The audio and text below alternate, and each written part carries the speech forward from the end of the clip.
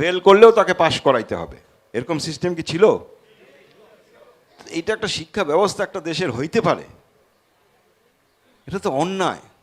মানে এই জাতির সঙ্গে কত ধরনের শত্রুতা করা হয়েছে চিন্তা করেন। এই সন্তানগুলো যাদেরকে এইভাবে দিছেন, এরা ভবিষ্যতে করবে কি? এরা পৃথিবীতে বাইরে যে কোন কম্পিটিটিভ ওয়ার্ল্ডে টিকতে পারবে? অসম্ভব। তো এই শিক্ষা ব্যবস্থাকে আমাদের যেমন ঢেলে সাজাতে হবে, শিক্ষকদের মানটাও আমার মনে হয় উন্নত করার চেষ্টা করতে হবে। উন্নত দেশগুলোয় যান, প্রতিটা জিনিসের জন্য একটা লাইসেন্সিং থাকে। লাইসেন্সিং মানে পরীক্ষা দেওয়া। আমাদের দেশেও আছে, যখন ধরেন সুপ্রিম কোর্টের বারে যারা প্র্যাকটিস করতে চায়, তারা তো ল পাস করে সবই করে, কিন্তু লাইসেন্সিং একটা পরীক্ষা দিতে হয় না? লাইসেন্সিং পরীক্ষাটা অনেক কঠিন হয়ে গেছে এখন, এবং লাইসেন্সিং পরীক্ষায় পাশ করে তাদেরকে যেতে হয়।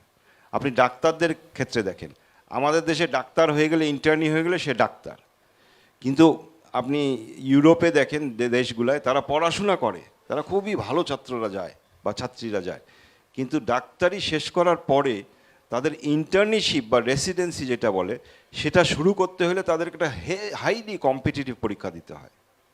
মানে ধরেন আপনি একটা স্পেশালাইজেশন করবেন, আমাদের দেশে যেমন পিজিতে স্পেশালাইজেশন করতে হলে সেটা একটা কম্পিটিটিভ পরীক্ষার ভিতর দিয়ে যেতে হয়, কিন্তু একটা নর্মাল ডাক্তার যে পিজিতে না যাবেন, আপনার রেসিডেন্সিটা অটোমেটিক, বা ইন্টার্নশিপ বলে আমাদের দেশে যেটা, ইন্টার্নশিপটা অটোমেটিক। আপনি রংপুর মেডিকেল থেকে পাশ করলে অটোমেটিক আপনি রংপুর মেডিকেলে 1 বছর বা 2 বছরের ইন্টার্নশিপ করতে পারছেন। কিন্তু দেখেন ওখানে ওরা সিস্টেমটা কি করছে। আমি এই কথাগুলো এই জন্য বলতে চাচ্ছি যে এগুলার তো নিশ্চয়ই সুফল আছে, এটার তো কারণ আছে নিশ্চয়ই। ওরা যে এই সিস্টেমগুলো কেন ব্যবহার করছে, তারা ধরেন একটা মানুষকে গাইনির ডাক্তার হবে, অথবা একটা মানুষ সার্জেন হবে। এখন কে গাইনির ডাক্তার হবে, তাকে ওই সিস্টেমের ভিতরে পরীক্ষা দিয়ে আসতে হবে যে সেই বিষয়ে কে পারদর্শী। যে সার্জেন হইতে চায় সে সেই বিষয়ে পারদর্শী। সো আমি সেই সিস্টেমটার কথা বলছি যে আমাদের শিক্ষকদের মানটাও যদি আমরা ইঞ্জিনিয়ারদের, ডাক্তারদের, বিভিন্ন প্রফেশনে যারা আছে, এইটা নিয়ে মনে হয় আমার সামগ্রিকভাবে আমাদের চিন্তা করার প্রয়োজন আছে। এটা আপনাদের কাছে একটা চিন্তার খোরাক দিলাম। এটা আমরা বিএনপি সরকার আসলে আমরা এটা দিতে পারি, যাতে করে আমরা ট্রেনড প্রফেশনাল পিপল পাই। কারণ আমাদের দেশের লোককে তো আমরা বিদেশে যাচ্ছে, দেখুন আমাদের দেশের বেশিরভাগ লোক আনফর্চুনেটলি কী হিসাবে যাচ্ছে? লেবার হিসাবে যাচ্ছে। তা আমাদের দেশের সব কি লেবার? এদেরকে আমরা প্রফেশনাল বা টেকনিক্যাল ট্রেনিং দিয়ে পাঠাইতে পারি না?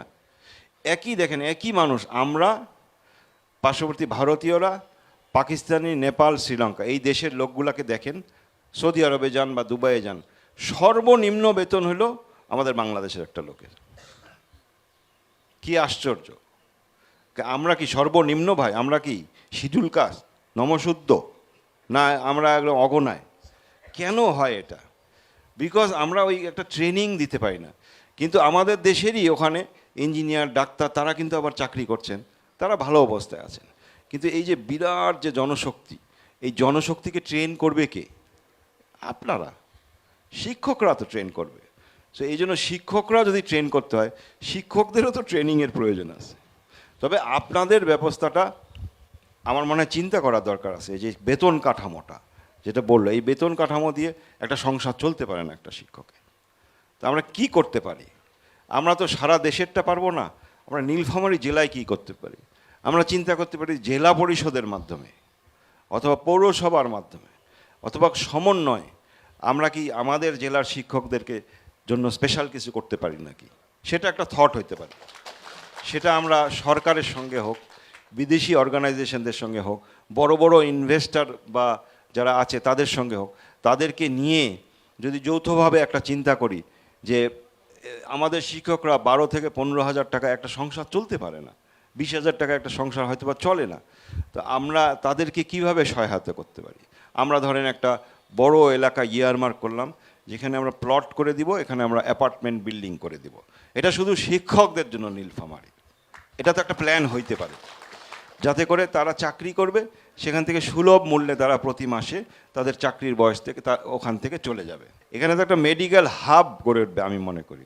1,000 বেডের একটা অত্যাধুনিক হসপিটাল, মানে এটাকে কেন্দ্র করে বিরাট একটা কর্মযজ্ঞ তৈরি হবে। সো আমাদের সেটার প্ল্যানিংটা এখন থেকে করা উচিত।